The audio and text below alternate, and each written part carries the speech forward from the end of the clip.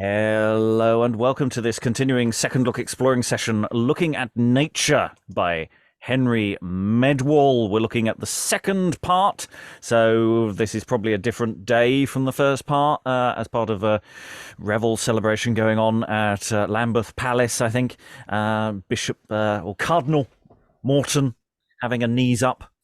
And this is the kind of entertainment you might get in such a situation. And so probably the day before you had the first part where man enters the world and does some stuff and says maybe I won't do that stuff anymore, and then we have a break, and then we're into part two, and we're going to find out where that goes with this exciting doubling. Reading Sensuality, Gluttony, Patience and Abstinence is Lois in London. Reading Pride, Wrath and Good Occupation is Alan in Suffolk. Reading Bodily Lust, Meekness and Liberality is Samantha in Surrey. Reading Reason, Sloth and Envy is Sarah in The Hague. Reading Worldly Affection, Charity and Chastity is Hi, I'm Eric. I'm in my bed. Not like you needed to know that, but I mean, just in case you were wondering about the change of background, you know? Ah, yes. Different worlds. Reading Mankind in all its various forms, allegorically speaking, is Alexandra in Battle with the Light. And I'm your host, Robert Crighton. I'll be setting this session off in just a moment. This is a second look, so we're not going to be stopping. We're not going to be reading stage directions. I don't know whether there are actually... forgot to double check if there are any songs. If there are any songs, people may mark them to indicate that there are songs, but nobody's necessarily obliged to sing. Stage directions are a little unhelpful sometimes in terms of they don't always give precise indications when people are coming on and off, but feel free to switch your camera off if you are not on, and make sure you're in place before you speak. If you can, just don't rely on these stage directions to tell you that. Otherwise, the second half of the play begins with Reason and Man on stage. So we will have Reason and Man, and if you're not on, you can switch your camera off. It's not like anyone does any horrible monologues or anything that often in this text, so if we have bodies around, that's fine. So without further ado, with all those caveats in place, let's hear from Reason and Man as we enter the second part of Nature. I assemble the life of mortal creature to the assiege again a strong town or castle, in which there is much busy endeavour, much worldly policy, with diligent travail on every side, which part shall prevail by sleight of engines or by strong power, that other to subdue and bring into danger. In such case and manner of condition is a wretched man here in this life earthly, while he abideth within the garrison of the frail carcass and cavernous body, whom to impugn laboureth incessantly the world, the flesh, the enemy. These three him to subdue and bring into captivity. And for to show you what wise they us impugn, first doth the world give us an elective to covet riches and worldly renown, with other vanities that be used in this life. Next, that our flesh, whichever is in strife against our spirit, doth provoke and excite us to accomplish our sensual appetite. The last of all is our great enemy, which ever hath us in continual hatred of old and cankered malice and envy that he oweth to us, and all the kindred of all the ancestors of whom we do succeed. Nor yet ceaseth his malice unto this day, us to endanger in all that he can or may, and certes these our said enemies be of their nature so mighty and strong that hard it will be for us in any wise against them war or battle to underfong. Also our garrisons and fortress to maintain long, against their engines. Without spiritual grace, we cannot perform in no manner case. Wherefore, it is to us right behovable busily to pray to God that is immortal, beseeching him, as he is merciful, to have compassion and pity on us all, and not to suffer us any wise to fall into such folly and utter mischance as should them grieve and do displeasance. Also, it behoveth on our part to flee all such manner of occasion as may put us in fear and jeopardy of their displeasure in any condition, newfangleness, and other nice invention we must forsake in all manner wise, and acquaint us with their contraries. Quia contraria contrariis curantur. I tell this tale, sir, to you, trusting that it be not done in waste. Ye remember, as I suppose, well enow, how it is not fully 3 days past sith ye me promised and bound it fast from the day forth to be obedient unto my counsel and advisement. Sir, so I did, in very deed, and yet it is my mind and intent to follow the same. Have ye no dread? If ye do not, yourself shall repent. Now, fare ye well, for I must be absent, as for a season, and for your comfort, whensoever ye call me, I shall to you resort. God forbid that ever he come again. Jesu, how may ye this life endure? Meseemeth it should be to you a great pain, sith ye be of good complexion and nature, to forbear the worldly sport and pleasure, as ye have done now a great season, and all by the foolish counsel of reason. Where is your lusty heart become that served you so well this other day? Now, so help me God and Halidom, I have great marvel how ye may live in such misery. And this dare I say, without ye take some other ways, by my troth, it will shorten your days. And though I say it, that were pity, for by Christ, an ye were gone, many a good fellow would make great moan. Why weep ye so? Let me alone, it will none otherwise be. And ye saw the sorrowful countenance of my company, your old acquaintance, that they make for your sake. I dare say ye would moan them in your mind. They be so loving and so kind, that I am sure, if ye endure in this peevish opinion, it will be their confession. There is none other remedy, but for sorrow they shall die. God forbid they should do so. Faith, without ye help thereto, there is none other way. I will help it, in any way that I may, and I wist by what I mean. Marry, call them to your company.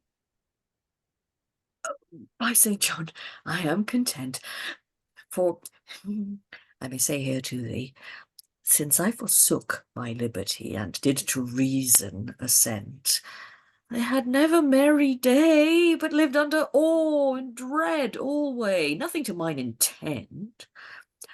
Another while I will me disport, and to mine own old company resort.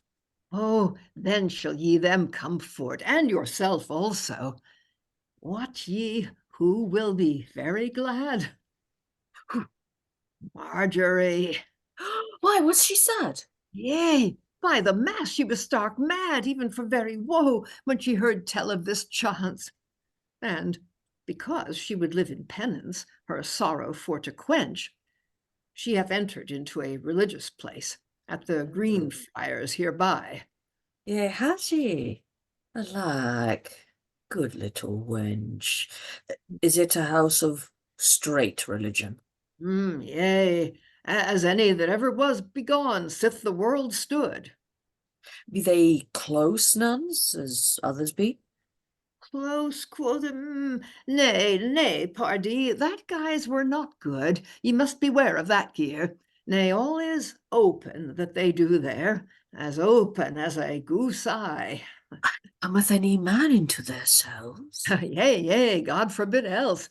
It is free for everybody. And beside all this, they be ex omnigente cognite.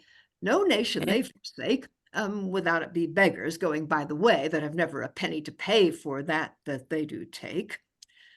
And yet can I beggars thither lead, where they shall for lumps of bread satisfy their desire? Such drabs some there be, that require none other fee, nor yet any other hire.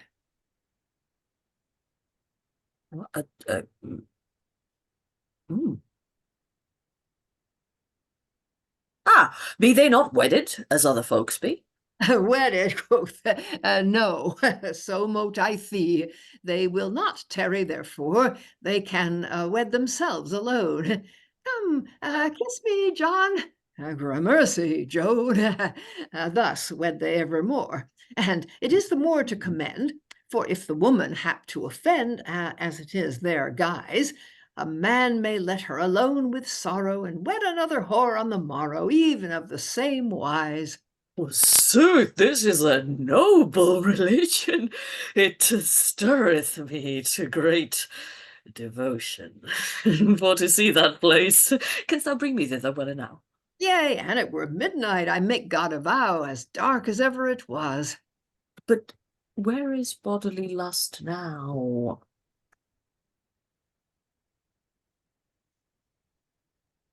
Marry, sir, I have seeken and sought you these 3 or 4 hours.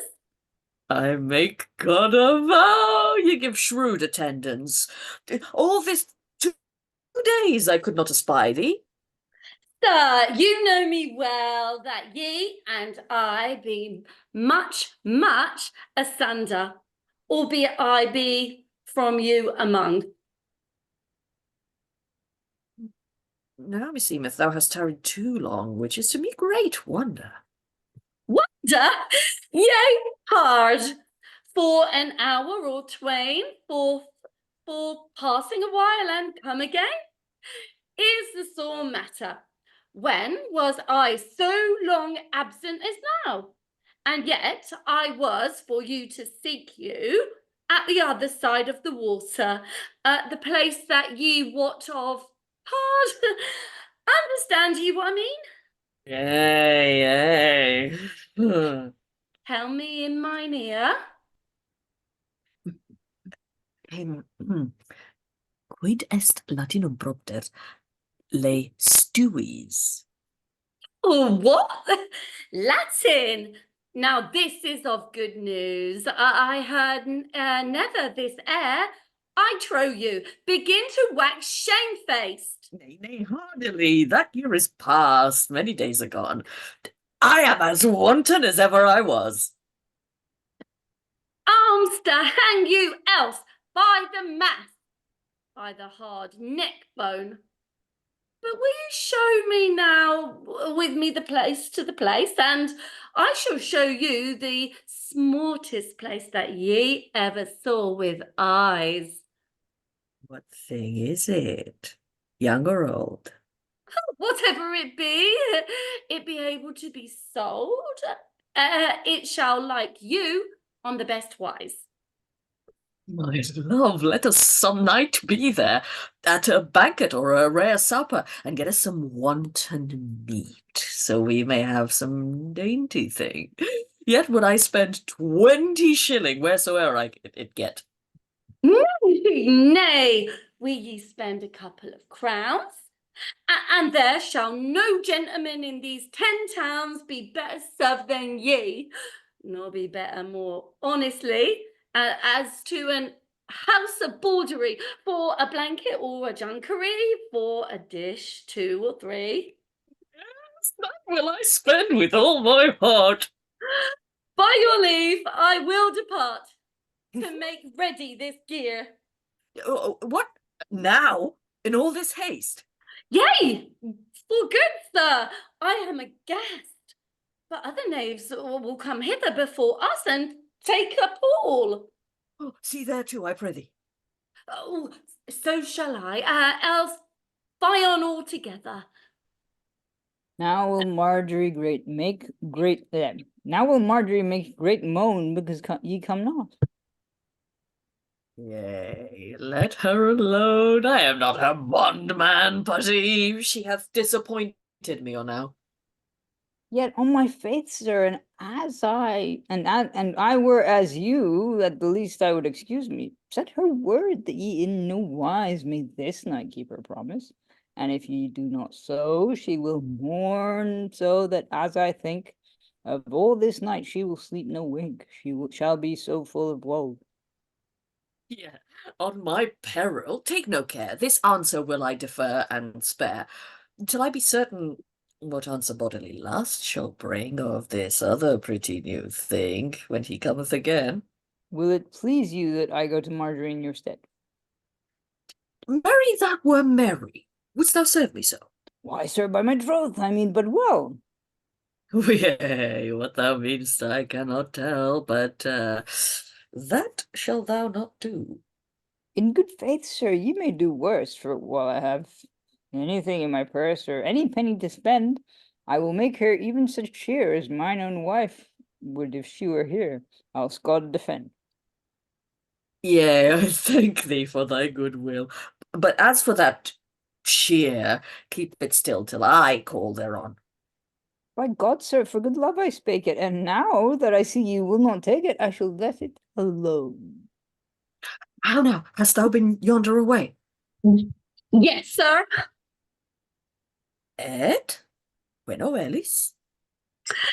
J'ai nécessité. I could not speak with her, nor with none of her folks. Not with one?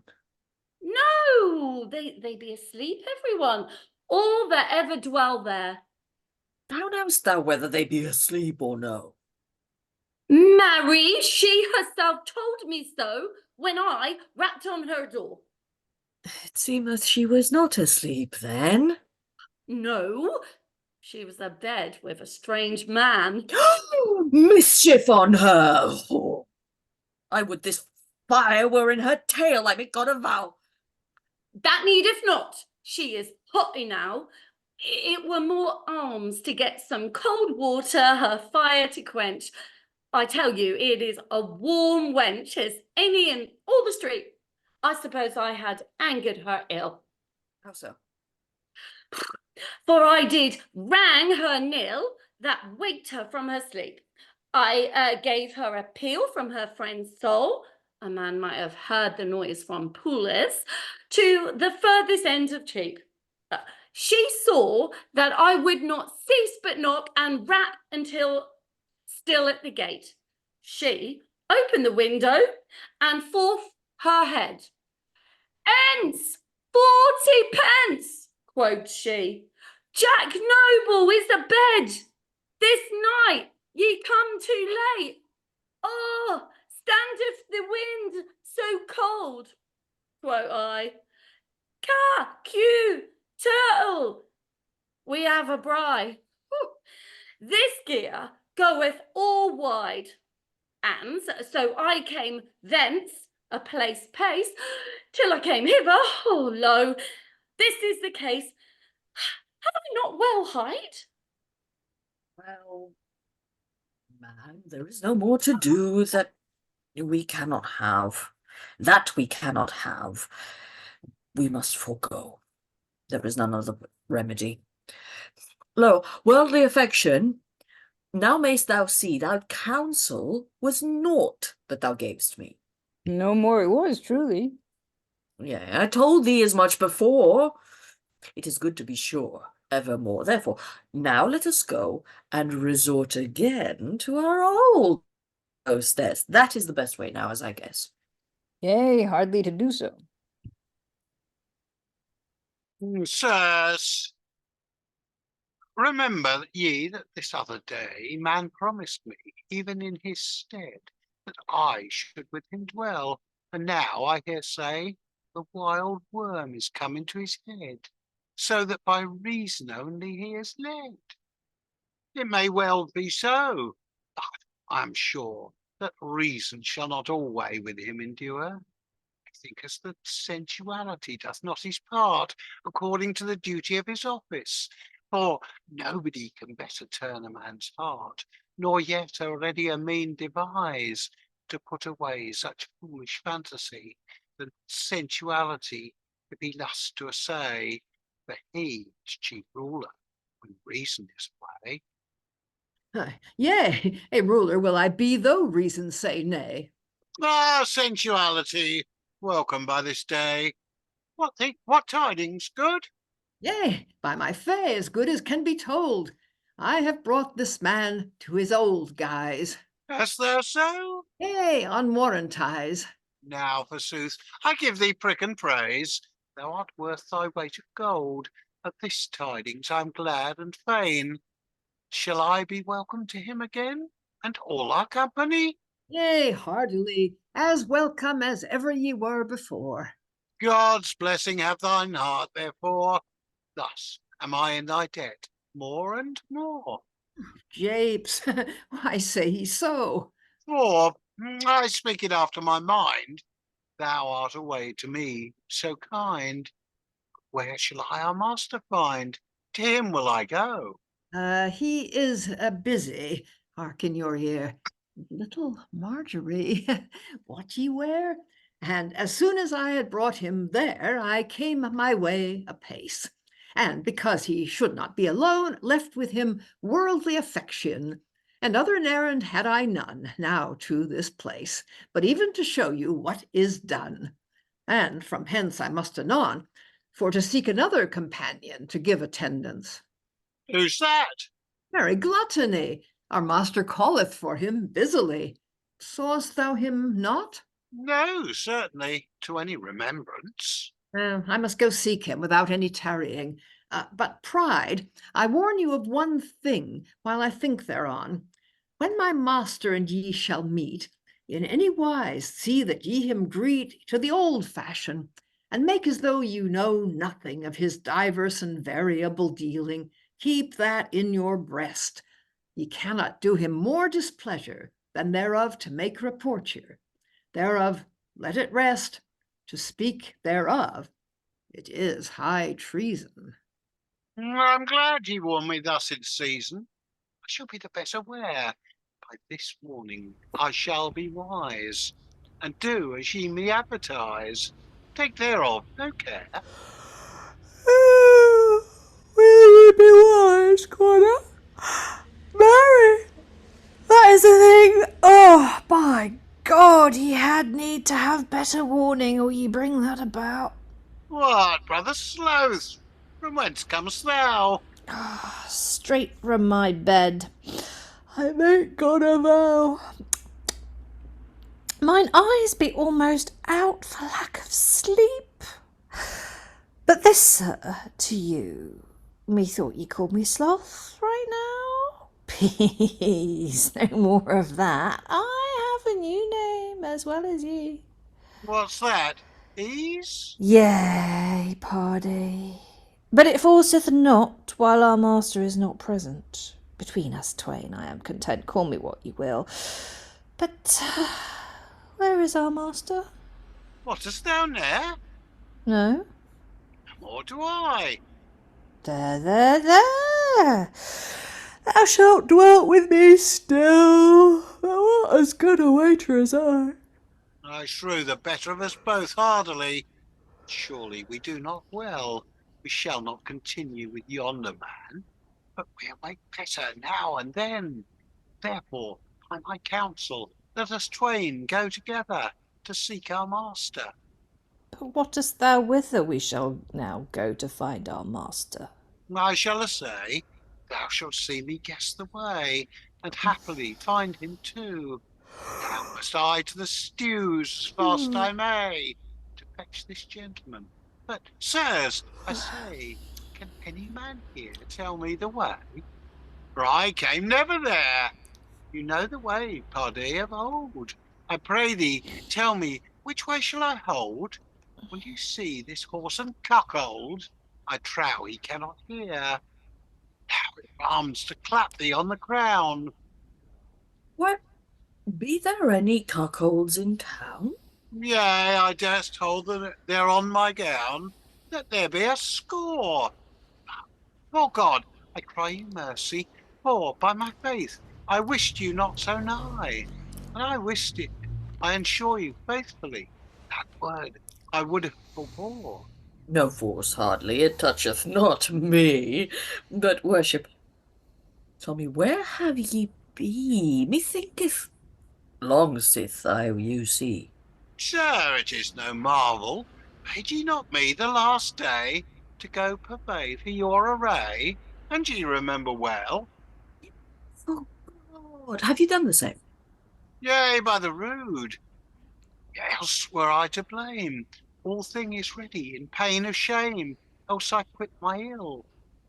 The tailor told me yesternight that all your garments were ready dight. Will ye go thither and have a sight? Yea, marry with a good will. Will ye that I go with you also? Aye, what never whether ye may attend thereto, for ye do nothing, but even after your own sweet will. Why should I ever wait, nay, that I nill? For to be a king I may not endure continual business. I was never used thereto. Doubtless I should not live a year if I followed you, I am sure. Ye stir and labour out of measure. I saw never your peer. Ye ween there can nothing be do, but if ye put your hand thereto, and I wis there is no need. Ye have servants that be true and just, if it would like you to put them in trust and quit well their meed. What should I attend you for to please, when I see well ye set by none ease, which belongeth to me? Why, ease, what means thee thus to say? I do but eat, drink, sleep, and play, and none other labour, pardie. Yea, ye may say what you will, but I can never see you idle and be quiet as you should be.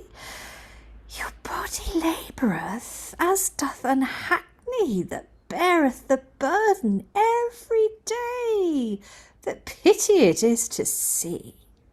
And your mind, on that other side, is never idle or unoccupied. I wis. It grieveth me to see you demean that wise.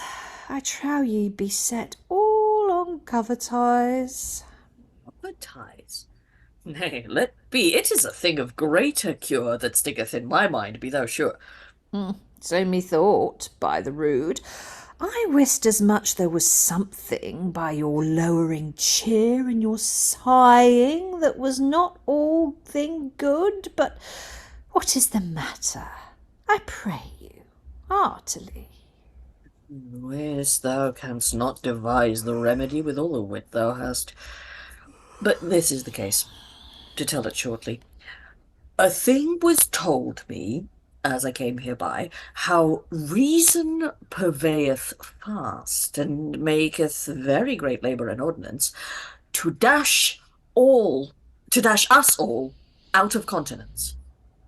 And for that purpose he hath gathered a great company. What to do? I would ne'er, but as I suppose it is to bring me in captivity, and to take from me my liberty. So he hath oft said. Hear ye Hear you that matter? He never a deal, but I care for it, wit you well. Yet am I not afraid, for I will withstand it proudly. And, sirs, I trust ye will stand thereby, when it shall be need. Yea, by the way that God went, for he have a view this intent.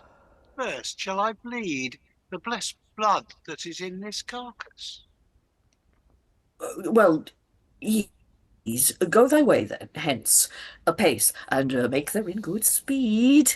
Call my company all together, and bid them every man come hither that is with me afeed. Marry, sir, that shall be due. Worship, in the meantime, let us go to see my new apparel. Will you so? Now, for your lady's sake, go do it on you, and I undertake it shall become you well. Well, affection, abide thou here, for I will go do on this new gear as worship doth me counsel. Marry I shall, with all mine heart. This good fire and I will not depart. For very cold hands do smart, it maketh me woe begone. Get me a stool here, may ye not see, or else a chair will it not be? Thou piled knave, I speak to thee, how long shall I stand? Oh, let him stand with a foul evil. A stool or a chair, quota, get him the devil. Will you see? Lo, every drivel nowadays, I warrant, must command as if he were a king. Let him stand on his feet with breeding. What gluttony, I can tell you one thing, in faith you will be shed. Why? My master hath sent Sensuality to seek thee all about the country. Speakest thou not with him? Yea, pardie, I know all his intent, and thereupon I am come here for to await. But wottest thou where our master is now? Nay, what ne'er, I'm not very certain, but Pride and he be together gone. He said he would come again anon within an hour or twain. Tarry thou here and go not away. I will go break my fast, and I may, for I never ate a morsel this day. Oh, marry, that is a thing. Go when thou wilt, I will abide. My stomach he shall not rule or guide that is now fasting. Nay, of all thing earthly, I hate to fast. 4 times a day I make repast, or thrice, as I suppose.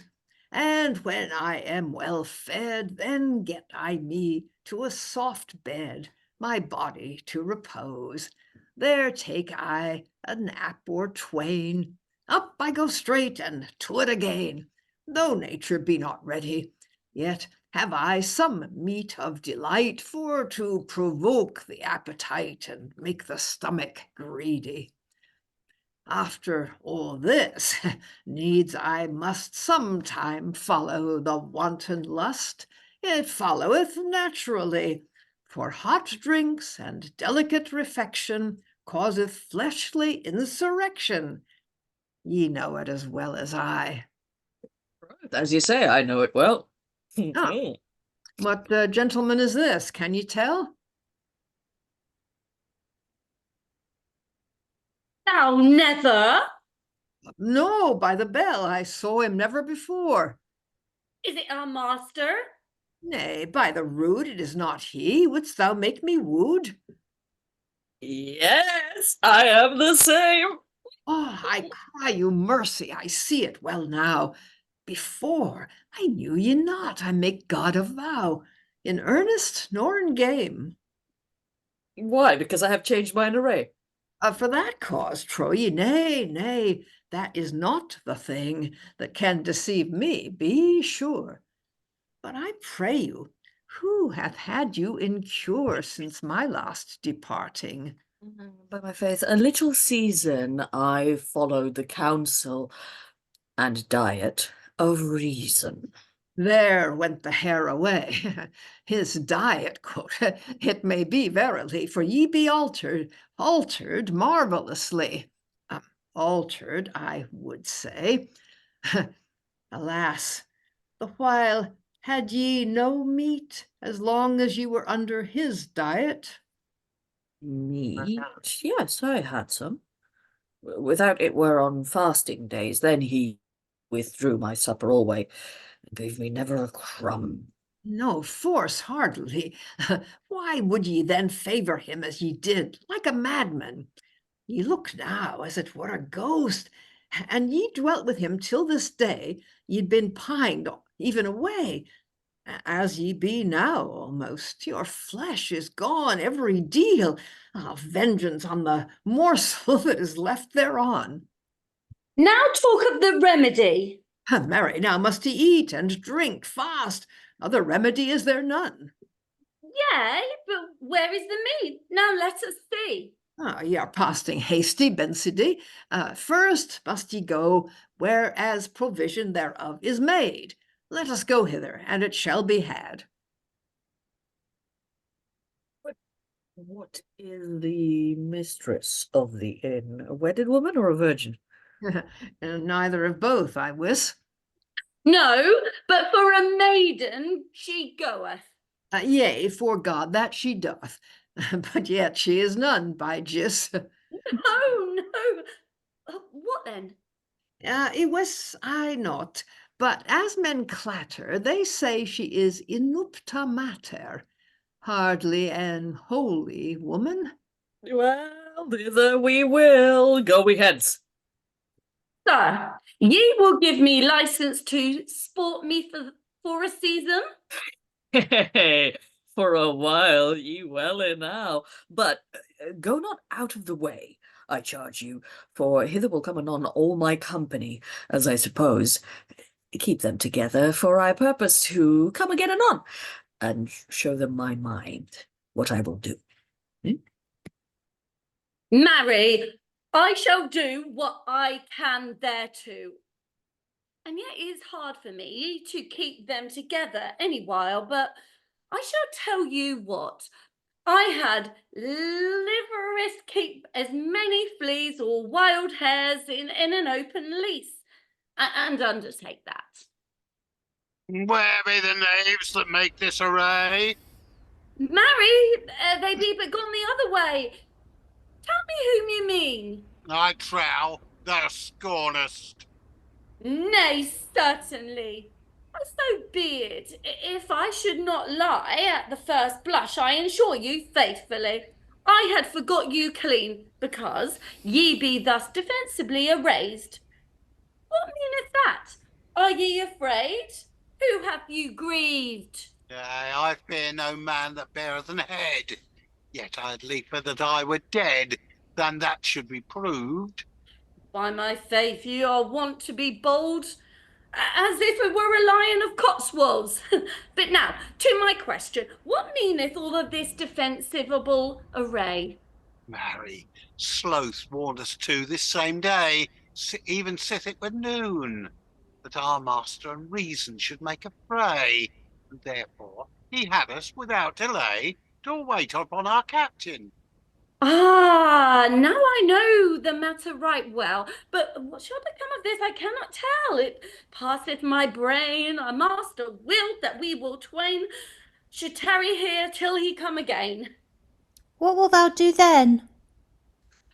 Who, I? Nay, not for me. I will not come where he strokes be. I am not so mad a man as... And which is not for any fear, but it is for a thing that I cannot forbear, and will, as long as I can, of lust and pleasure is all my mind. It longeth to me of property and kind, and if I should war and lie in mine harness, and other men do, with hunger and thirst as a day or two, it should me utterly mar. It were a great loss if thou were marred. Now, fie on the stark horse and coward, by cock's precious blood! It were no sin to slay such a knave. Hast not thou wages as other men have, and few of us so good? Yet wilt thou fail us at this need? Now, whosoever shall quit my meed, I will no further go till I have slain him with mine own hand, though I should forswear with the land, even when I have due. Hold him, sirs. You require. Alas, would you not at my desire do so much for me? I wis it would have done me more good to have seen the knave's heart blood than 20 shillings of fee. What, ho, sirs, what meaneth this here? Will ye slay each other here? No more of this work. Oh, by the heart of God! And he had abiden a little while he should never have spoken with priest nor with clerk. Who was that? Your own minion, Bodily Lust. Why, what hath he done? Even like a lurden, he saith that ye have given him license to abide at home and keep residence while we bear the burden and serve you now at your need. He prayed me so, in very deed. Within these 2 days, he said he would serve me with a good will. But of the wars he could no skill, nor knew thereof the ways, howbeit I gave him thereof none answer. No, but I am sure he will not come there. And now may ye see that no man is so much to blame as yourself.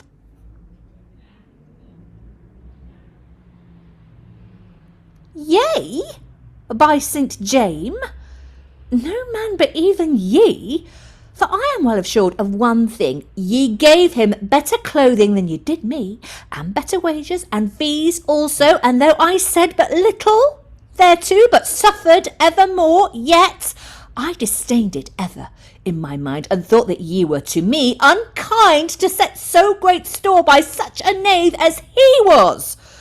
And I would I had him here by the mass, and no man but we twain. But this is ever thy guise. Look, by whom I set any prize, him thou wilt most disdain. Christ, he can do none otherwise. But now, sir, is there any service that ye will command me? Yea, marry, is there, but my company dresseth them forward. Passing slowly, I trow it will not be. Manhood, thou art good, I know, for one. Yea, by Christ, they came every one. I will not greatly fear. By my troth, because he saith so, I shall tell you what I saw him do. I was present there, sir. It happened in Westminster Hall, even before the judges all. His hands were bound fast, and never upon him that God made dagger, sword, nor knife he had. And yet, at the last, he drave 12 men into a corner, and an hour after does they not appear? How say you hereto? And his hands had been at liberty, he would have put them in great jeopardy. It is to suppose so. They quit him well, but where be mine other folk? Can you tell? Harry, here cometh one. Good fellowship, it seemeth it should be. Oh, sirs, God speed ye. What tidings with thee? I shall tell you anon, had I set a down gear. Marry, sir, I am come here for to attend upon you. We shall warfare, it is told me. Yea, where is thy harness? Marry, here may ye see. Here is harness now. Why, hast thou none other harness but this? What the devil harness should I miss without it be a bottle? Another bottle will I go purvey, lest that drink be scarce in the way, or haply none to sell. Thou must have other harness than this, man.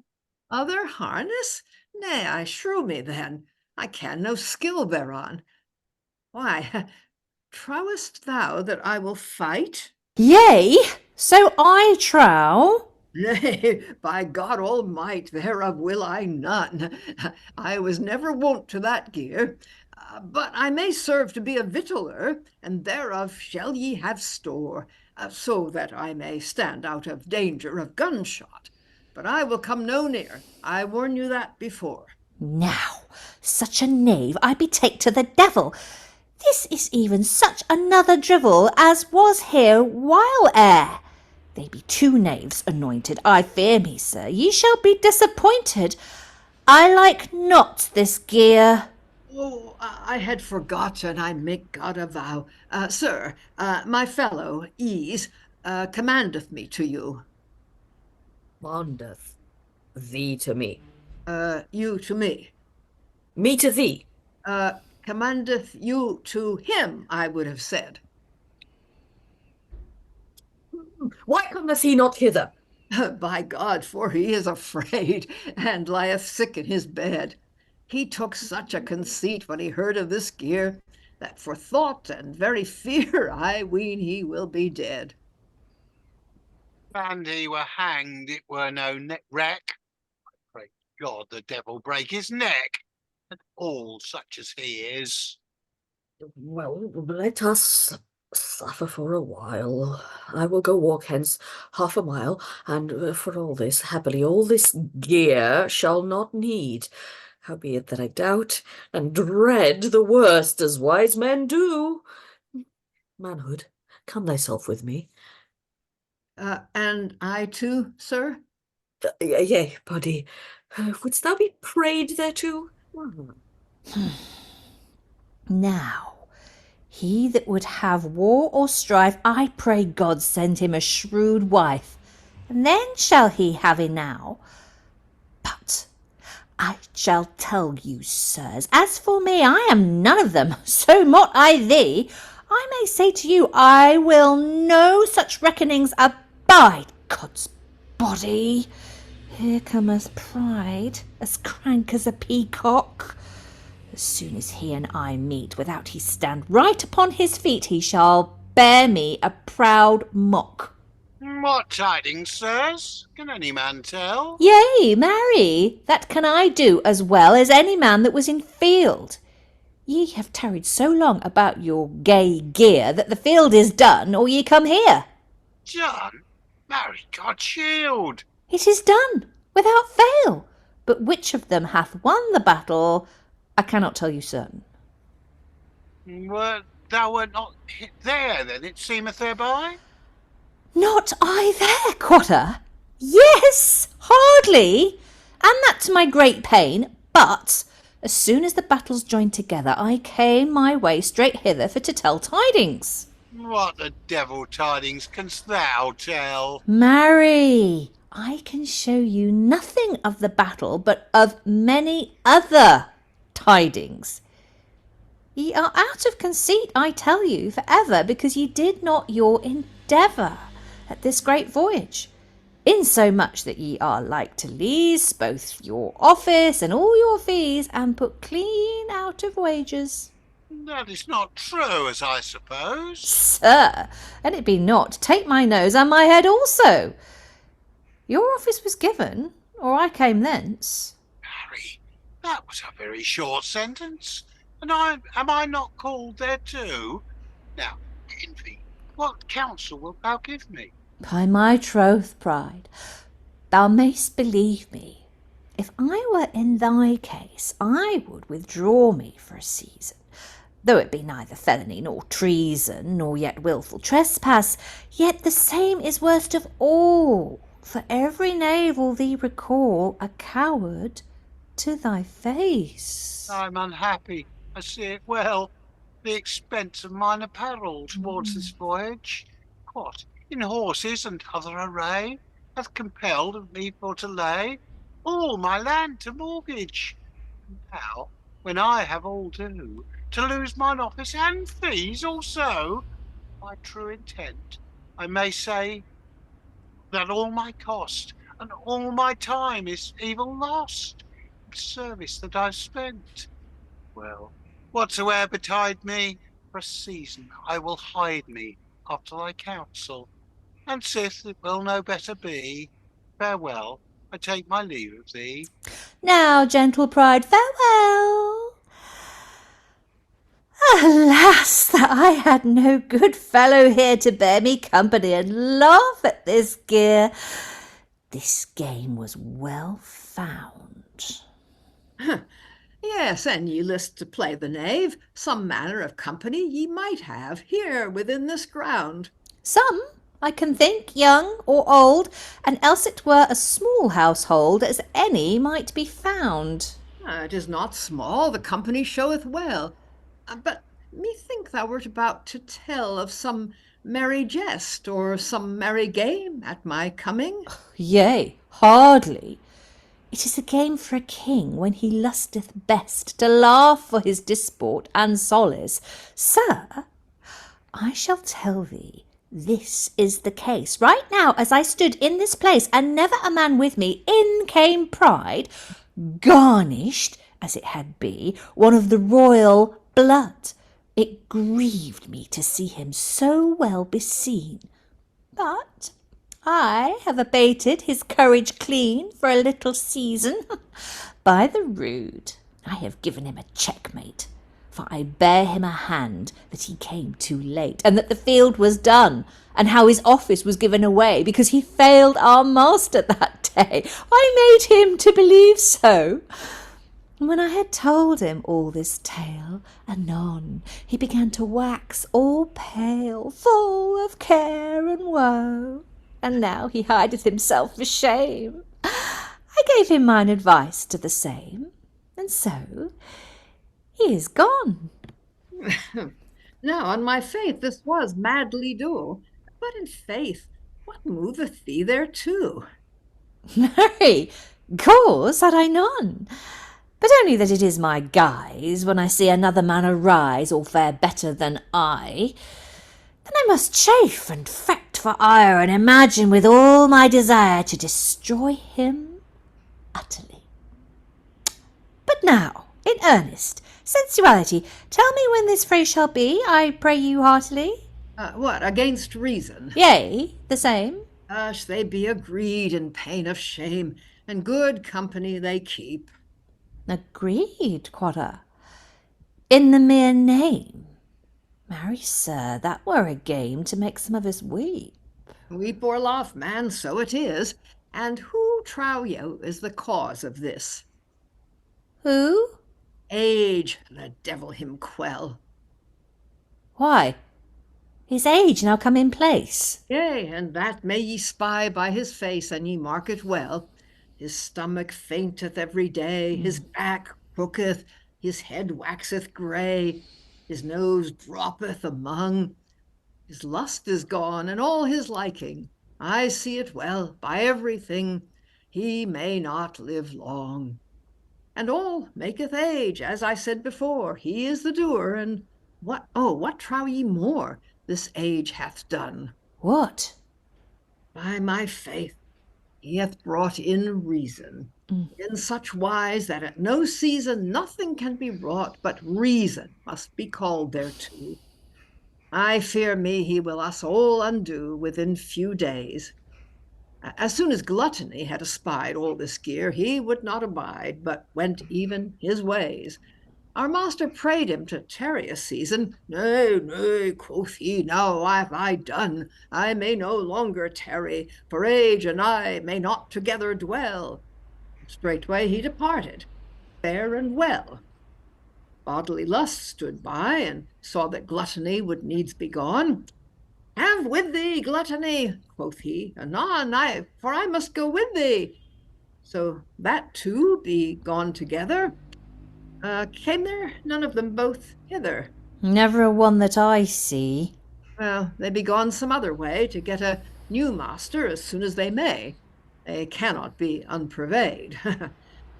And as soon as they two were gone, our master sent for Covetise anon, and heartily him prayed to wait on him well for a year or two.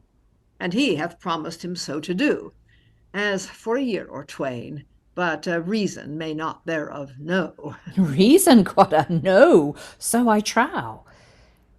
He will that disdain. But where hath Covetise been many a day? He dwelt with the priest, as I heard say, for he loveth well men of the church, and they him also. And lawyers eke, when they may tend thereto, will follow his counsel. So men say there as I dwell. But Sensuality, canst thou tell, now in this case, what were best for us to do?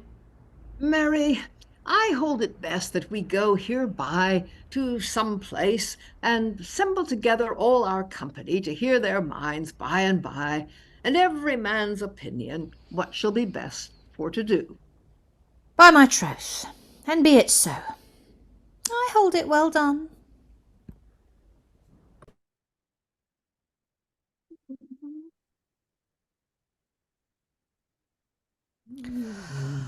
Sir, I have often times you advised to live virtuously and showed you the way, and that notwithstanding ye have me despised and followed Sensuality many a day. Will ye so continue? Yea or nay? If ever ye purpose yourself to amend, it is time, for your life draweth fast to the end. cannot continue, though I would, for age hath waned me clean therefro, and yet reason, when ye me told of this gear many day ago, I thought little I should have come here to, but had of your words great scorn and disdain. Would that my life would to God that my life were to begin again. Speak not thereof. That may not be. A thing done cannot be called again. But the thing that most feareth me on your behalf, I tell you plain, is that ye would in no wise abstain from sinful lusts, as I willed you to do, till now that age compelleth you thereto. That is full true, without feigning. As long as mine appetite did endure, I followed my lusts in everything, which now, by the course and law of nature, and not of my policy or good endeavour, is taken from me for evermore. And so can I deserve no meed, therefore, but notwithstanding this my abusion, I trust that by the help of your good advice, I may be made the child of salvation. Yes, and you will, sir, on warrant eyes, so that ye utterly forsake and despise all your old servants in will and deed, and do by my counsel. Yes, have ye no dread. Then my soul for yours I lay to wed. Ye shall do well. Have ye no mistrust? And first, to begin with, I you forbid all manner of despair. And secondly, ye must put to your mind and good will to be recured of your great excess. For without your help it cannot be, doubtless. As in this example, if so be the patient of himself be willing to have any remedy, it is a great furtherance to that intent, so that to the precepts of physic he apply. And whoso doth the contrary, no marvel truly, though he miscarry. What? Should I bring any more examples for so plain a thing? It shall be no need, as in this case I know right well what you mean thereby, and that will I follow, by God's grace. Then, as I told you, it shall be no mystery yourself to comfort, and to have good remedy against the great surfeits that thou hast done, by which thou hast deserved endless damnation. But do as I shall tell thee, and have no dread, and for to give thee medicines most according against thy sores, do by my rede. Look, what disease is hot and brenning, take ever such a medicine as is cold in working, so that the contrary in all manner of wise must heal his contrary, as physic doth it devise. Right so, whoso lusteth from sin to arise, where he hath in pride done any offence, he can be helpen thereof none otherwise, but only by meekness. That is the recompense. Against wrath and envy, take charity and patience. Take alms, deed again, the sin of covetise, and to repress gluttony, acquaint ye with abstinence. Against foul lust of body, take chastity and continence. Much sin groweth by sloth and by idleness, and that must be eschewed by men of good business. Lo, these be preparatives most sovereign against thy sores, which be mortal, unless that these medicines to them be lain. When thou hast received these preparatives all, I will come again, if thou me call, and order thee further after my mind. Yeah, but where shall I these preparatives find? Thou shalt them find within thine own breast. Of thee it must come. It must be thy deed, For voluntary sacrifice pleaseth God best. Thou canst not thereof have help or meed, but if this gear of thine own heart proceed. I shall endeavour me to the uttermost, and till I have found them, I shall never rest. But how shall I know them? That would I ne'er. I pray you show me that before your departing. It needeth not thereof to inquire. Thou shalt know them at the first meeting. Of two contraries there is but one learning, that is to say, when thou knowest well that one, the other contrary is known anon.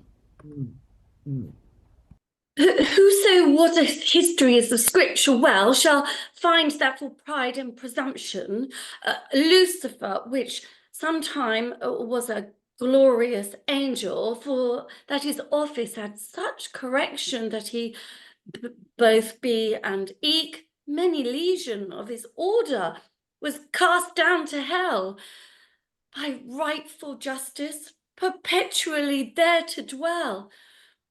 Remember also Adam, for the first of our line, what pain he suffered for pride and disobedience. Causeth he not a great decay and ruin in all the progeny for the same offence? In such wise that he and all that were born since be utterly disinherited and put from paradise. And so we be made thrall unto sin and vice, and lost should be all but very justice. He be that of God and his merciful good. Did he soon after with his own blood mean prize, and us redeem for his pains endless, so that we do not disobey or transgress his high commandments, but demean us well after his laws, while we here dwell, and for much as man's nature is frail and likely to sin, we will assent, either of purpose or unwitting peradventure. There the said good Lord hath sent him. Again, every sin a remedy covenant, for he would have one soul to be law, whom he hath brought dear, and, as I said before, the root of all the sin is pride. Ye know well which is mine adversary in all that he may. Where I am in his place, he may not dwell. His malicious power I can right well allay, and teach every creature to remedy the way, how to subdue pride, which no man can do without that I, Meekness, must help thereto. Then your help and counsel is necessary to me, wherefore I pray you with all heart's affection. Already at hand, whosoever it shall that lusteth to me to have his consolation. I myself have sinned in pride and elation. Show me your counsel. What way shall I take a due satisfaction for that sin to make? Thou must before all things set little prize by thine own self, and take no heed whether the people do praise or despise. Be thou meek in heart, in word, and in deed. Think not that thou wouldst any man overlead. Be soft and lowly in speech every white, and use none array that staring is so to sight. Lo, in these things only standeth pride, if thou commit at least of them 3. From this day forth, I will set them aside and follow the counsel that ye give me. Do so, and I will clearly discharge thee. As for the sin of pride, my soul for thine. Thou shalt be the whole if thou take this medicine. I shall take it, think not the contrary. Now I am well eased, yet have I not done all? There is no living Ah. physician, no potisserie that can devise so sovereign cordial against the sore of envy, which is mortal. No man living, I you ensure, without my help, may undertake that cure, for I am called Charity, the salve for that sickness, whom the Apostle Paul commandeth singularly in divers his epistles. I can well repress the rancour of envy, and give therein good remedy. Then is your counsel to me full necessary. If ye be Charity, ye are bound, doubtless, to have some compassion of your neighbour's distress. Why hast thou been envious before this day? Yes, God knoweth well, and that I rue sore. Well, this must be the remedy. Mark what I say. There is no sin that displeaseth God more than doth this sin of envy. And therefore, if that so be thou wilt thine own soul safeguard, be thou never envious from this day forward. Also, that sin is to man unnatural more than any other, in my opinion. For all other sins, mark therein well, a man committeth with some delectation, but envy is ever full of pain and passion, and tormenteth himself with sorrowful sadness when he seeth his neighbour's prosperity or gladness. He is never glad, nor taketh any solace, but at his neighbour's harm, loss, or heaviness. He speaketh sometime before a man's face, and yet within his heart he is full of doubleness. For behind his back he will never cease with slanderous words to appair his good name, and many a falsely doth he report for the same. Ye know, sir, whether it be thus or so or no. But now another while to speak of remedy. If ye will be holpen, sir, thus ye must do. First, before all things, love God entirely. Next, that thy neighbour love as thine own body. That is to say, thou must thee to him behave, and do him such courtesy as thou wouldst of him have. Observe these two things, and do no more in recompense of thy great trespass, touching the sin of envy rehearsed before. Observe them well. God send me his grace, and I thank you for your comfort and counsel in this case. I shall myself endeavour according thereto. God send thee his grace well so to do. The remedy of wrath and outrageous ire must needs come of me, and none otherwise, for I am called Patience, which quencheth the fire and flames of wrath. It is also my guise by soft words and sufferance to overcome mine enemies. Now, welcome, Patience, for whom I have sought. Help me with your counsel for his love that all wrought. This is my counsel. If thou wilt withstand thy ghostly enemy and this temptation, thou must have me, Patience, ever ready at hand, specially in suffering of worldly tribulation. Remember how Christ died in time of his passion. There mayest thou learn how to be patient in any adversity that to thee shall be sent. And yet there may be no comparison betwixt the least part of his pain and the greatest wrong that to thee can be done.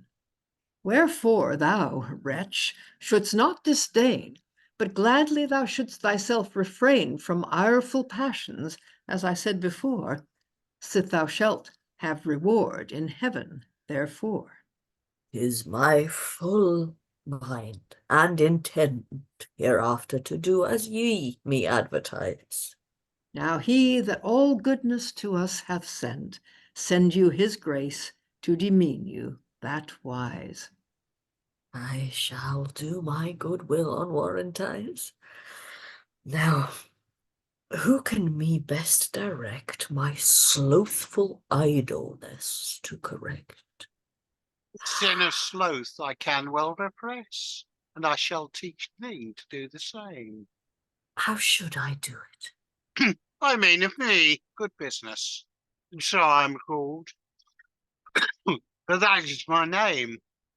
Idleness is never without sin or blame. I mean thereof much sin cometh in, for it is the very mother and mistress of sin. And eschewing thereof, thou must ever use some good occupation in body or mind. And if thou do this, my counsel refuse, so that the devil in idleness thee find, then according to his property and kind, he laboureth fast by mean of temptation to bring thy soul into endless damnation. Therefore, do some good occupation all way, as well with the body as with the mind inward. And if thou do not this counsel obey, thou shalt thy own soul greatly enjeopard. On that other side, thou mayst be no coward, nor fearful of penance or other good deed, sith thou shalt be sure to have heaven to thy meed. This counsel is good.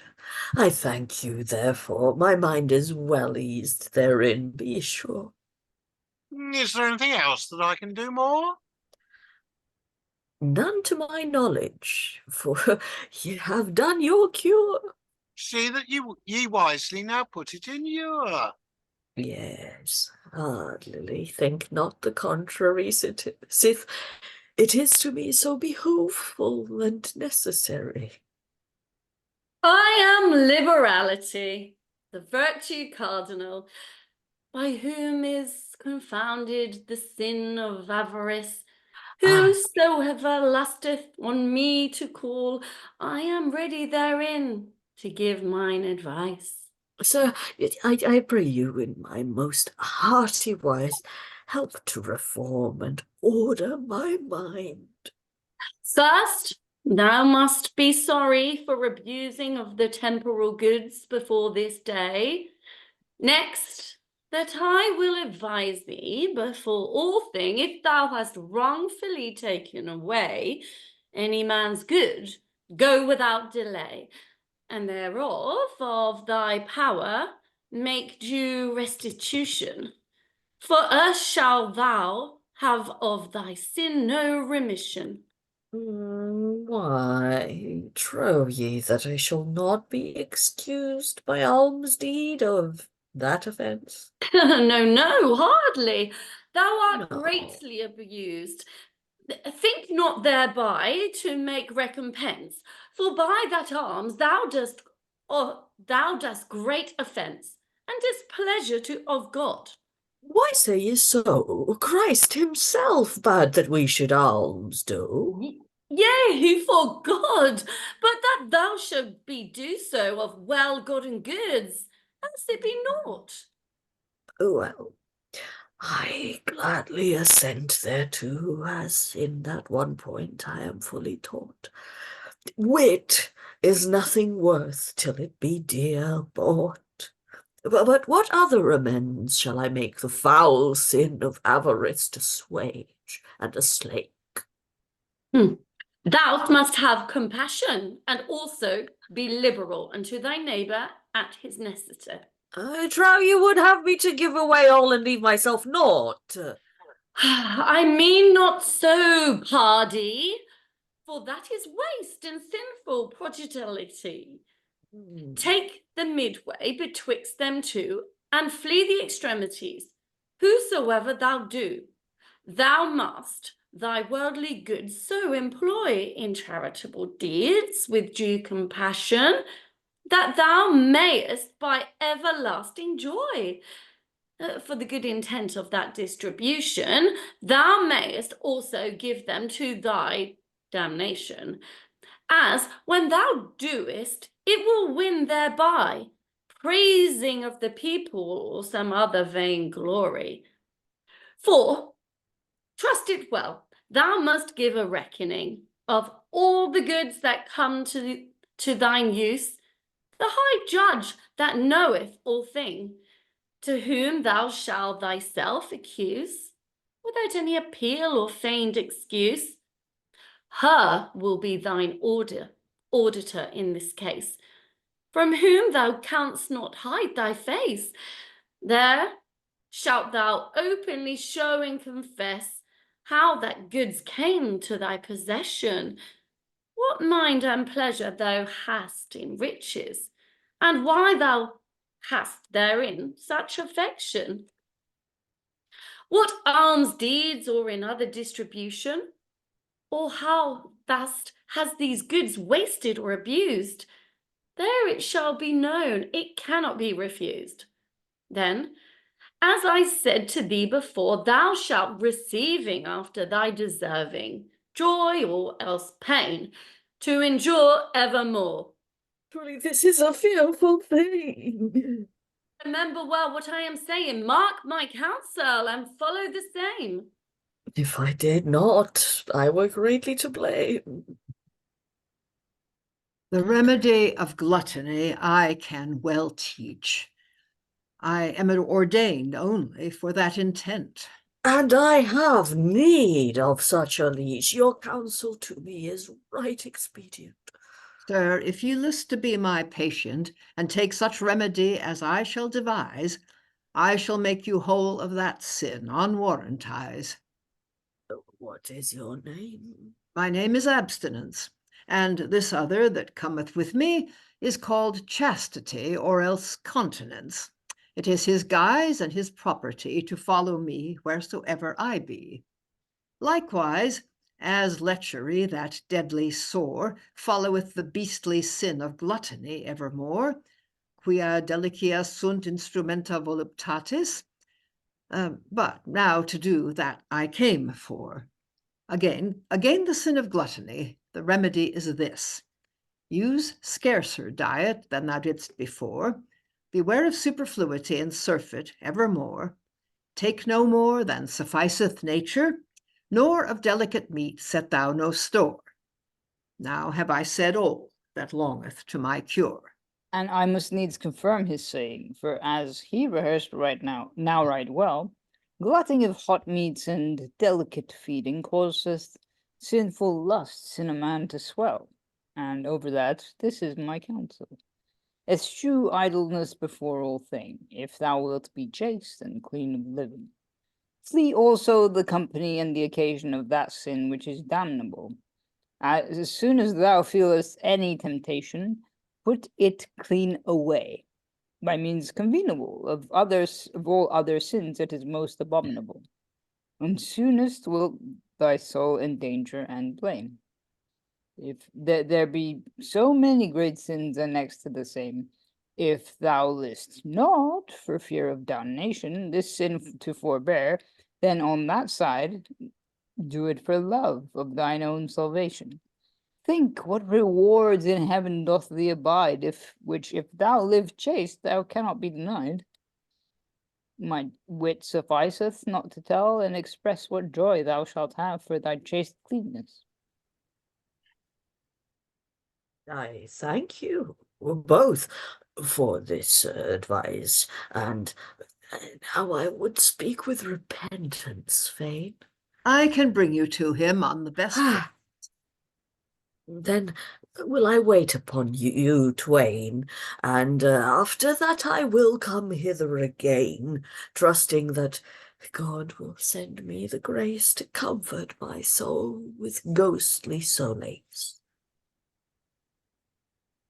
I hear say, to my great joy and gladness, that according to my counsel and advice, this mortal creature doth well his business, to correct and forsake all his old vice, and that he is in good way, and likely to arise from the veil of sin, which is full of darkness, toward the contemplation of light that is endless. Lo, sirs, are not we all much behold to our Maker for this great patience, which, notwithstanding our sins manifold, wherein we daily do him offence, yet of his merciful and great magnificence he doth not punish as soon as we offend, but suffereth in hope that we will amend. He suffereth a sinner some time to endure a long life in honour and great prosperity. It is a thing that daily is put in ewer, and many a great danger escapeth he, where good men perish. This may ye see, and all because that he would him win, and have him to turn and forsake his sin. Oh, here cometh he that I look for. Sir, have ye done as I willed ye to do? Have I done? And what trow ye more? I have been with repentance also, which from my heart shall never go, for he brought me unto confession, and anon I was acquainted with heart's contrition. They advised and charged me to do satisfaction, and so have I done to my best power. Then art thou fully the child of salvation. Have good perseverance, and be not in fear. Thy ghostly enemy can put thee in no danger, and greater reward thou shalt therefore win than he that never in his life did sin. And to the intent that thou mayest well persevere and continue in this sure way, or we depart hence, by my counsel, let us by one accord together sing and pray, with as humble devotion as we can or may, that we may have grace from sin thus to rise, as often as we fall, and let us pray this wise. And then they sing some goodly ballad, which we do not have. Thank you very much, everyone. That ends the second half of the play, and the play overall. Yes, there are usually two halves, and the second half is usually where it ends. That I believe is game of two halves. That's what it is. It's game of two halves. So yeah, I Alexandra aging before our eyes. Nice play on the sibilance there. And so, okay. As ever, we have the usual thing of the vices are often much more fun than the virtues, and that there's an awful lot of virtue action there. Yeah, so how are we feeling on the? There's several things that we talked last time. We mentioned Munda Sent Infants, the world of the child. This has exactly the same shape as that. And also more explicitly this time, Castle of Severance. They do explicitly talk about, you must build up defences against the temptations of the sins out there. So this is feeding into earlier morality traditions and is, but within a very different context than those earlier ones. It's designed for performance in the Great Hall at Lambeth Palace, almost certainly. It is an indoor play in a way that some of the earlier plays are much more outdoor plays, though Mundus is probably an indoor play for touring, though discuss on that point. So yeah, it's doing a slightly different job of work. It again feels slightly more stately and than the more rambunctiousness of other morality plays. It does do sin, and it does, but often the sin they're discussing it happened over there.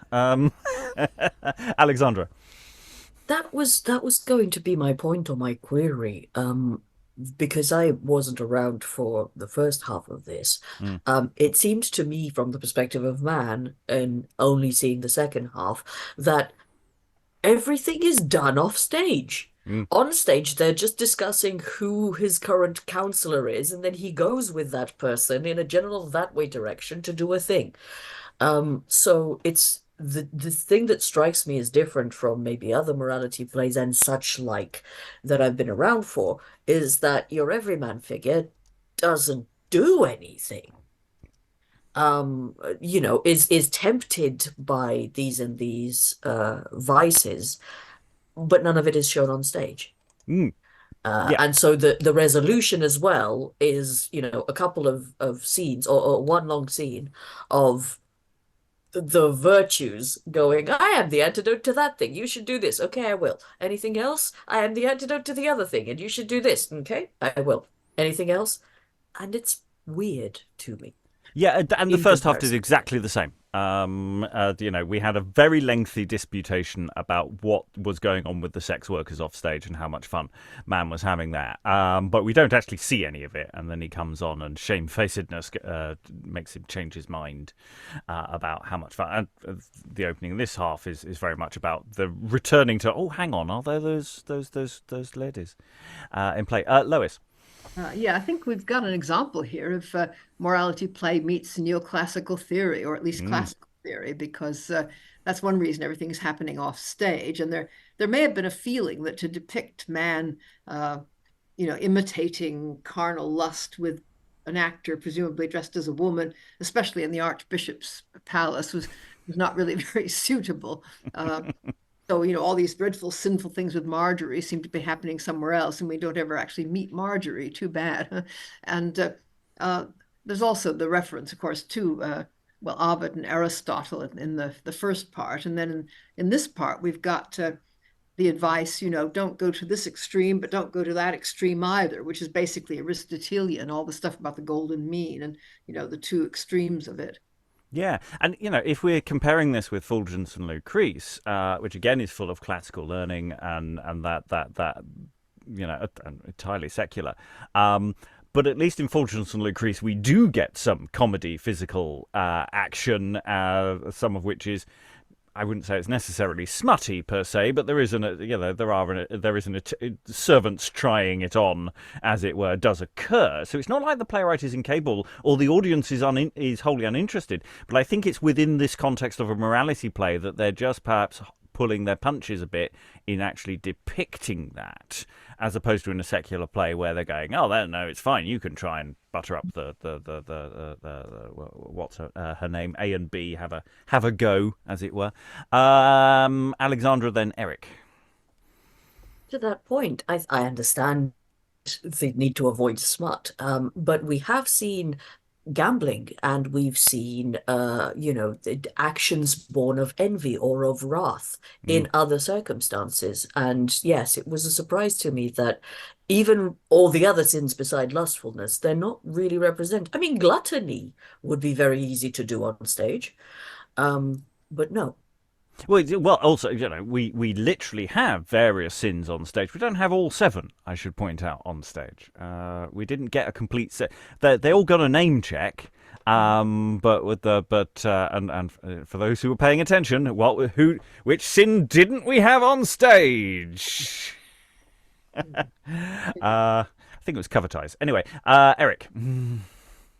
Well, I was going to say that maybe it's, aside from being like sort of all the reasons that we just mentioned, it might also just be a doubling issue, because they wouldn't be able to go, like, if you have it on location, then there might not be a space for them to actually change into Marjorie and then change out of that character. So it might be a sort of practical in situ, like sort of on location issue as well. I don't know. It might just be, But bringing out the doubling is an interesting question. Is actually how many you can do this play with? I'm fairly certain you can't do it with fewer than 7, because there's about 7 people on it in the very first scene. But then there's clearly a fair amount of doubling probably going on because of the way the sins come in 2 by 2, or and the way that doubling. I mean, man very rarely leaves the stage in the first half. I can't remember how many times they left in the second. So it might be more than that. Fulgence and Lucrece in total has 7 characters, and I wouldn't actually try to double that down. I think some people have tried. So my feeling is there are 7 actors at Lambeth Palace.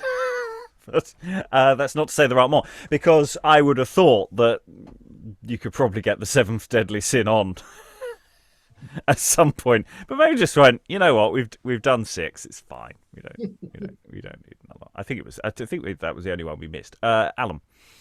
Yeah, one thing that interested me was that riff early on in this part, where they're talking about Marjorie having gone into Greenfriars.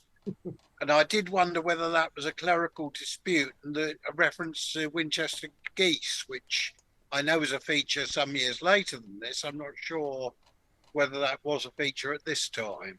Off the top of my head, I don't know. I'm sure there's a footnote on that somewhere, which if we were doing a production, we would definitely look into. But hey, maybe someone in the chat, in the comment sections knows. Pop it in the comments. To tell other people, because I'm sure you can tell the world. We might even add it ourselves later on when we double check that. I might look at a book if someone has anything to say for any length of time. I will have a look. But see if there's a footnote on it, if anyone can remember where it is. Put it in the chat if you can. If you can find the word. Put the potatoes. Other thoughts. I say it's a much more stately thing. It's much more relaxed. I don't feel like this is a play in a hurry. In the way that other plays have a sense of momentum, whereas this I don't know if it's just the nature of the event that everyone's going, the play's happening over there and we've all had a lovely meal, and actually are we really here for the play, or are we just it's some people are here for the play? Is it just Cardinal Morton's keen on it and everybody else is a bit bored? I'm curious about the nature of the event, because this is very event specific writing. I'll go to Eric, then Sarah. I was just going to say that compared to the first part, I feel like the second part bounces along quite nicely, because you've got all the interaction. It's not like sort of nature speechifying for 3 pages or something. Whereas this is more interactive, and you do have the thing of there are moments where they get like soliloquies directed at the audience as well. I feel, which is quite fun, and I don't know. It's just I'm also intrigued by the fact that it's 2 parts. Like you kind of have to have part 1 and part 2.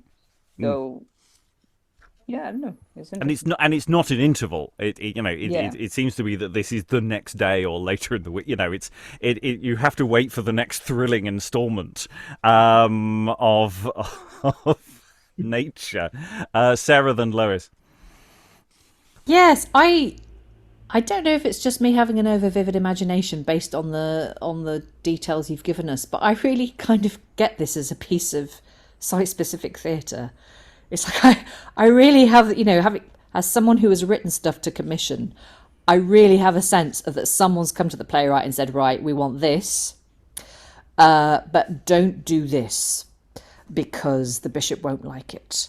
So you talk about this, but don't show any of this, and throw in a couple of bits of this. Oh, and there's going to be people eating and drinking, so tell your cast not to be offended if people aren't paying attention, and maybe just kind of nothing too sort of sudden, because we don't want people choking or swallowing their wine, going down the wrong way if something really majorly dramatic goes on stage, and XYZ. It's got this kind of really charming stateliness to it, and this kind of, obviously because of the verse does change, and it does kind of shift occasionally, which makes everyone go, oh yeah, what's happening? But this is the kind of thing that you could sort of keep half an ear on in the background while you were doing something else, while you were talking to someone or listening to a conversation, or eating or drinking or whatever. And it just really, to me, has that sense of just something that was a total commission, not just a kind of, oh, well, okay, we want to play about that, but something that was quite specific, that was fulfilling a brief, and that actually does it really, really well, I think. It's entertaining. It's probably tailored completely to its audience. And I did particularly enjoy that last soliloquy of reasons that I was reading, because it is quite gentle all the way through. The sins are there, but as Alexandra was saying, they're not really kind of doing a great deal on stage. And then Reason comes in at the end and says, "Oh, and everything's fine now." And then he says, "Yeah, because we're all sinful, aren't we? Everyone here, we're all going to offend God, aren't we? And we don't get punished as quickly as we should be sometimes, do we? But it's fine, because as long as we repent, everything will be all right. Thank you very much and good night." And I just found that really rather entertaining, and just kind of a sort of just a very fitting ending for something that, if it has been written that way, it just kind of makes perfect sense that it would finish like that. Yeah, and I'm just thinking that, history comes full circle, because I'm sure about 90% of our audience who listen to or watch these all the way through are just putting them on in the background while they're doing something else, which is a perfectly legitimate way of viewing this material. I wouldn't give this focused attention in that unless you're specifically studying the play. And yeah, that seems like a very, very reasonable way of selective inattention, I believe they call it. Lois, and then Eric. Yeah, I wondered if anybody had seen the recording of the Edwards Boys production of Dido, Queen of Carthage, which was given in a dining hall in Oxford, because that did show, people eating and drinking while they were watching the play. Now, the boys used the whole space and were standing on tables and so on. I'm not sure that this production would have done that. They probably were rather confined as to how much space they had. So they probably couldn't do the fight between the deadly sins and the good guys, even if they'd had enough people to do it, of course. But I think there probably is scope for somewhat more comic business than we can really imagine, or at least at this point from the text. I think that it could be kind of entertaining, and certainly there's a fair amount of subtlety in the language. I think that also the author can assume that the audience will actually be able to hear the words, and appreciate some of the dialogue, and see how well some of the tempting is done, and maybe switch off during some of the rather familiar virtuous exhortations, which they would know already. But anyway, yeah, I quite like it. By the way, the gloss I found on Greenfriars is it's just a comic colour that's not black or white friars. Basically, that's the gloss I've got here. Maybe referencing nature. I'm not convinced of that gloss, but that's the closest we've got from an edition I just picked up. Eric, I just wanted to say that I don't know if it's because of the way Sarah did it, but just the sort of envy getting jealous of pride, sort of going, "Oh, look at him! Yeah, what the fuck is he wearing? Yeah, he gets paid more than I do. How am I gonna?" How it sort of it kind of basically demonstrates the entire sin of envy to the people, which is quite nice in a very sort of lively way.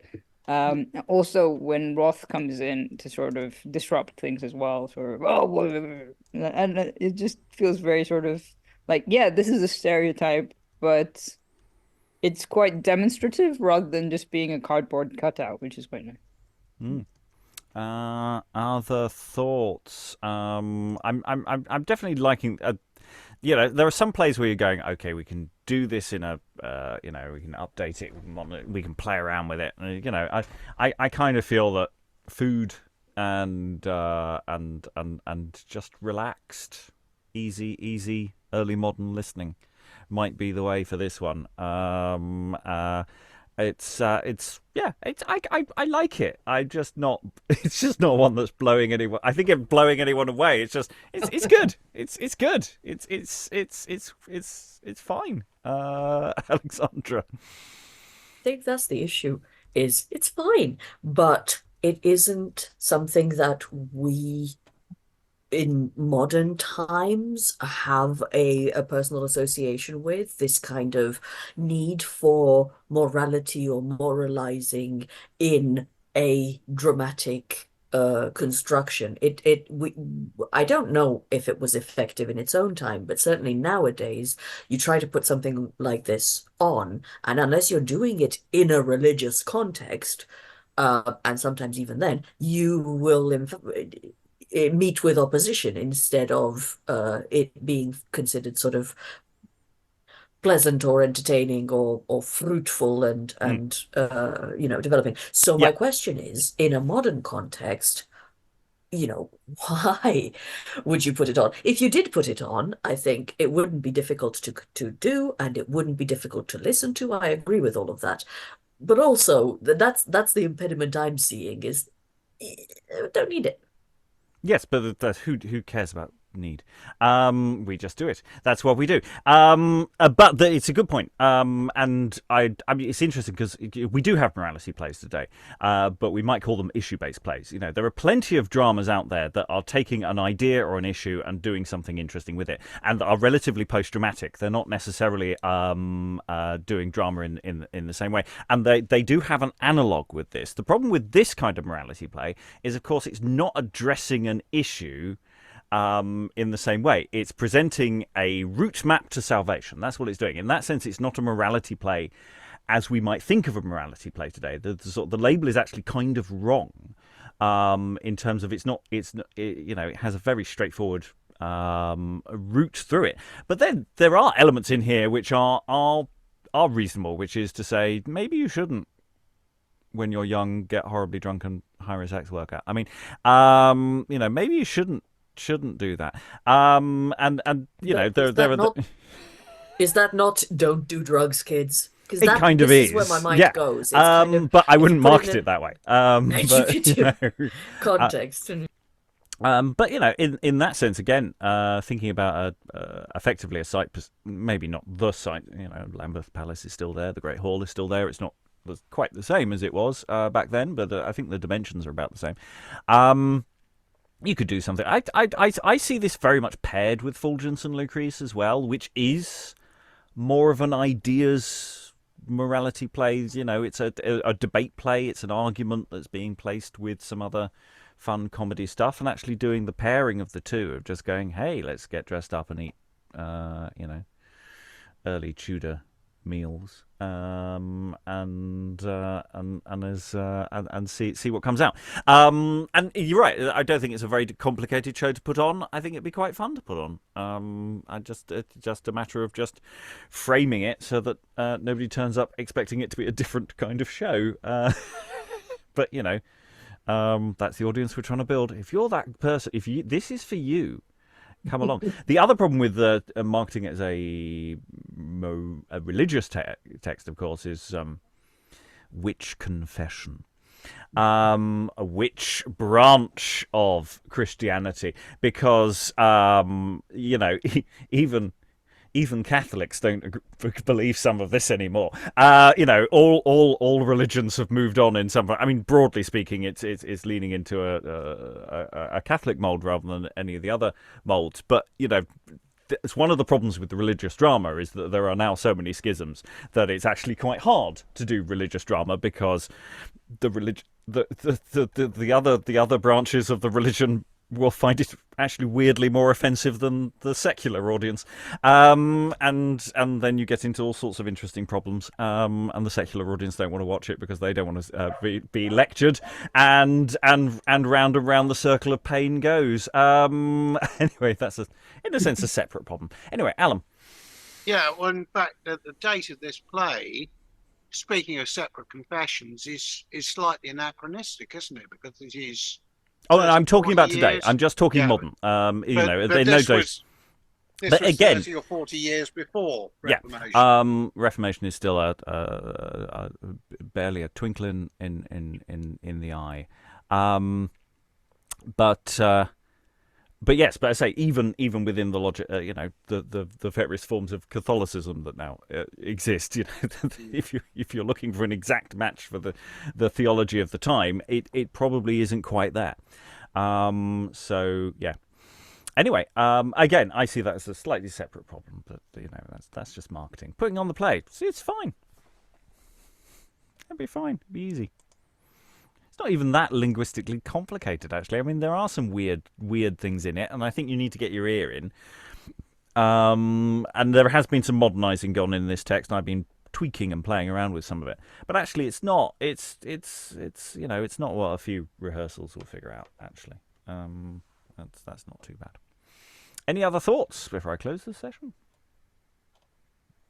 No. Okay, well, that's it for this second look. Next stop, probably a full cast audio adaptation. That's probably where we go next when I figure out what the songs are.